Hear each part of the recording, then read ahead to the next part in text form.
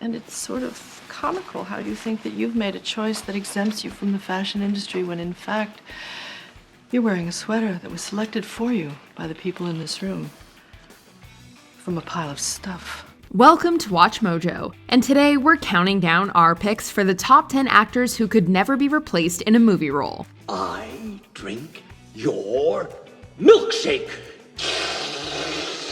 I drink it up! I'll be back. Han Solo.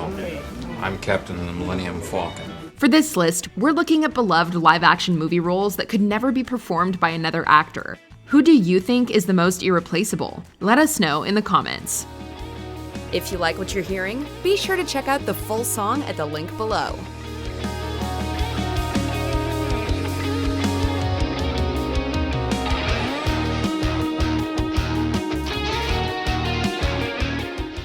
Number 10, J.K. Simmons, the Spider-Man franchise. Put an ad on the front page. Cash money for a picture of Spider-Man.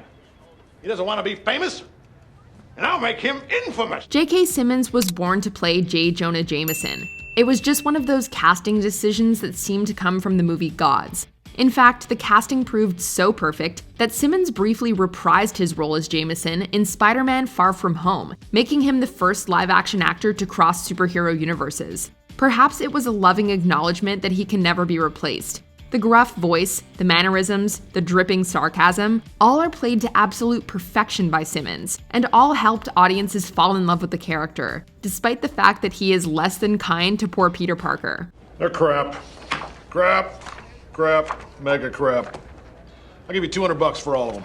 That seems a little low. Number 9, Kathy Bates, Misery. Stephen King enjoyed a resurgence in cinema in the late 2010s, yet despite being one of his most popular stories, Misery was never remade. My name is Annie Wilkes.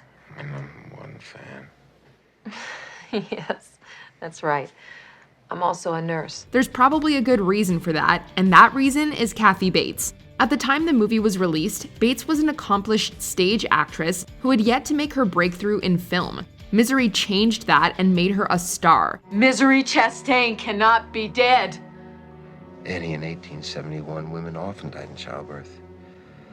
But her spirit is the important thing, and Misery's spirit is still alive. I don't want her dead! I want her! And you murdered her! Annie Wilkes is one of the most infamous villains in movie history, and Bates gives one of her finest performances, playing the unhinged psychopath. In fact, it has proven Bates' only Academy Award-winning performance, despite a total of 4 nominations. It's impossible to read the book without envisioning Bates, and it will be impossible for anyone to replace her in future remakes. Almost done. Just one more.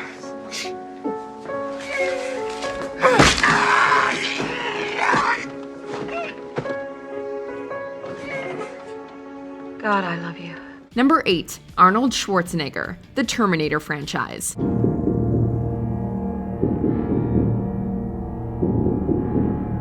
Arnie was famously not the first choice to play the cyborg assassin at the center of this film, with contemporaries like Mel Gibson, Sly Stallone, and O.J. Simpson all considered before him. What's more, Mr. Schwarzenegger himself was not particularly enthused about the project. So, which will it be? All. I may close early today. There's a 15-day wait on the handguns, but the rifles you can take right now. You can't do that.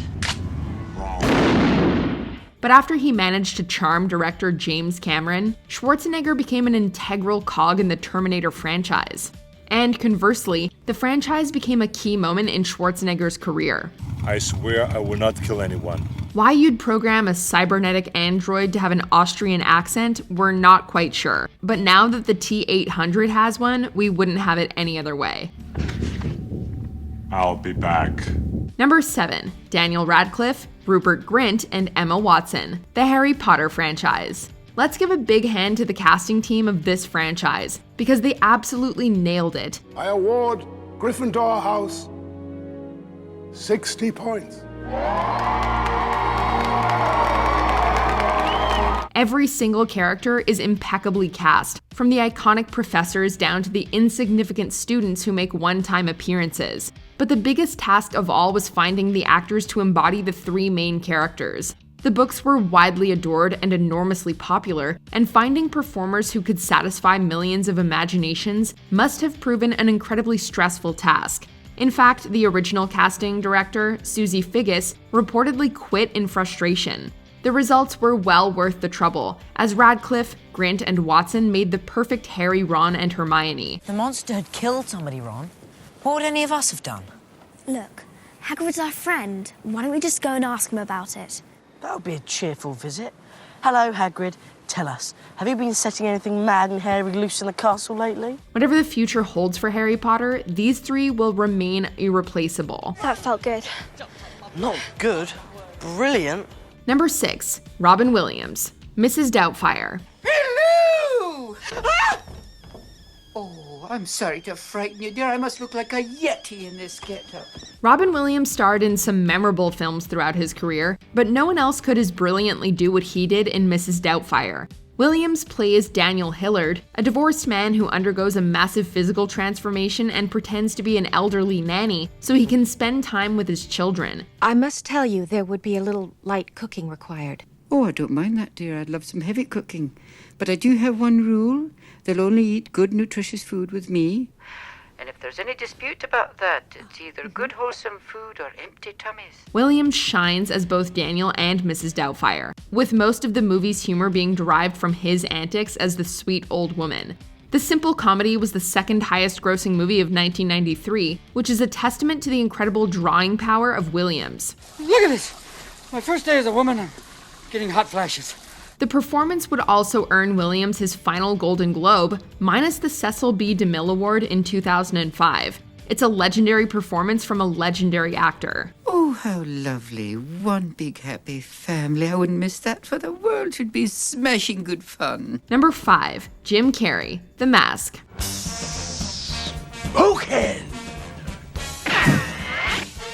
It's party time! P-A-R-T. Why? Because I gotta! Speaking of legendary actors, only one person could play the Manic Mask, and that man is Jim Carrey. This role was tailor-made for Carrey's brand of outlandish and wacky humor, and it proved so successful that it largely shaped Carrey's comedic career. After The Mask, he was often typecast as frantic characters who would make weird faces, do silly and exaggerated voices, and bounce around the room with the energy of a 10-year-old on a sugar rush. Hi, hi, hi, hi! Thank you very much. Jamie Kennedy tried his hand at The Mask in 2005's Son of the Mask, and if nothing else, he proved how easy Carrey makes it look. There is and forever will be only one mask. That's a spicy meatball! Number 4, Robert Downey Jr., The Marvel Cinematic Universe. Robert Downey Jr.'s take on Tony Stark proved so charismatic and so funny that he essentially kickstarted the MCU by himself. Where to, sir? Take us to the hospital, No. please, Happy. No, Tony, No you is a have to go to complete the answer. hospital. I don't the have doctor to do has anything. look I've at been in you. captivity for 3 months. There are 2 things I want to do. I want an American cheeseburger. And the other... That's enough of that. Well, the incredible talents of director Jon Favreau and the filmmaking team certainly helped. 2008's Iron Man was so good, and so unlike any other superhero film of the time, that Phase 1 of the MCU was announced after its staggering $98 million opening weekend. A large part of the movie's success comes down to Downey's performance as Tony Stark. Let's face it, this is not the worst thing you've caught me doing. He was incredibly entertaining and personable as Stark, but also very sweet, very flawed, and even a little vulnerable. This isn't gonna change what happened. I don't care. He killed my mom. He commanded the MCU for the next decade plus, and while Marvel may try in the future, they will never replace Downey as Iron Man. He is Iron Man. And I am Iron Man. Number 3, Anthony Hopkins, The Silence of the Lambs. Closer, please. Closer. Jodie Foster made for a spectacular Clarice Starling, and there may never be a better one, but we know there will never be a better Hannibal Lecter than Anthony Hopkins. Brian Cox played Lecter in Michael Mann's Manhunter, and Mads Mikkelsen did an exceptional job in Hannibal. When the fox hears the rabbit scream, he comes running, but not to help. When you hear Jack scream, why will you come running? But neither compares to Hopkins. Lecter was named the greatest movie villain of all time by the American Film Institute, and his legendary status is undoubtedly due to Hopkins' exceptional performance. A census taker once tried to test me. I ate his liver with some fava beans and a nice Chianti. The manner in which he speaks is simply magnetic, and his eyes always seem to be watching, analyzing, and critiquing. He commands attention with even the simplest dialogue, and he makes a grotesque character irresistible. It's one of the all-time greatest movie performances given by one of the all-time greatest actors. Amputate a man's leg and he can still feel it tickling. Tell me, Mom, when your little girl is on the slab, where will it tickle you? Take this thing back to Baltimore. Number 2, Harrison Ford, the Star Wars franchise and the Indiana Jones franchise. It's rare for an actor to play one legendary character. Harrison Ford has played 2. Ford broke onto the scene in 1977 by playing Han Solo in the first Star Wars film. Han Solo. I'm Captain of the Millennium Falcon. 4 years later, he created another icon by playing Indiana Jones in Raiders of the Lost Ark. Snakes. Why did it have to be snakes? Both characters are quite similar, and both play into Ford's strengths as an actor. Snarky, cool, and more than a little badass.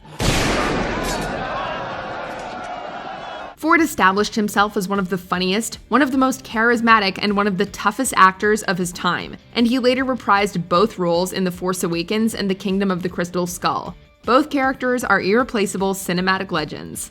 Chewie. We're home. Before we unveil our number 1 pick, here are some honorable mentions.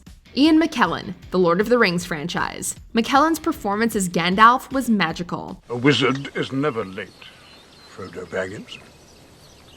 Nor is he early. He arrives precisely when he means to. Sigourney Weaver, the Alien franchise. One of the most badass female protagonists to ever grace the screen. This is Ripley, last survivor of the Nostromo. Signing off. Will Ferrell, Elf. No one will ever match Ferrell's childish enthusiasm. I'm in a store and I'm singing. Hey! There's no singing in the North Pole. Yes, there is. Christopher Lloyd, the Back to the Future franchise. Great Scott, what a performance. It means that this damn thing doesn't work at all. Doc, you gotta help me. You were the only one who knows how your time machine works.